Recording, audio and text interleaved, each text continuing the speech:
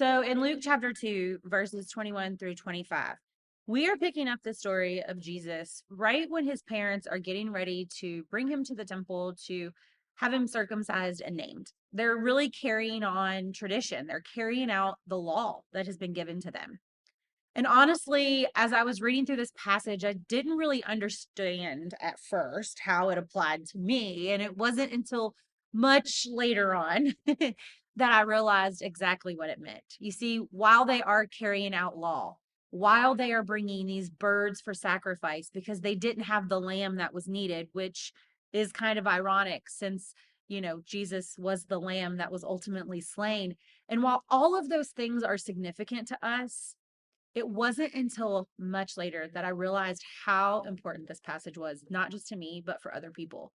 You see, in this passage, we're introduced to a guy named Simeon, and he was hopeful. The Bible tells us he was hopeful and faithful in his waiting. He had waited his entire life for Jesus. He had waited and waited and waited, and he didn't lose hope. He didn't just see Jesus, he met him. You see, Simeon was faithful and hopeful in his waiting. And I don't know about you, but I am the absolute worst when it comes to waiting. I am impatient. I lose focus. I get frustrated. And sometimes I lose hope, but not Simeon. He's a great example to follow about how we can be hopeful in the waiting.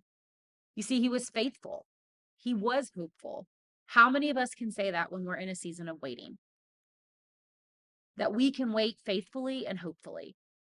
You see, I'm in a season of waiting right now, and I can tell you that there are good days and there are some not so good days. And Simeon waited. He waited because of his faithfulness in God, but he also waited because he knew he was going to be able to see what God had promised. And he did. He was able to see Jesus. So, my question for you today is, what are you waiting for? How can you be like Simeon and wait faithfully and hopefully for what's to come? How can you do that today?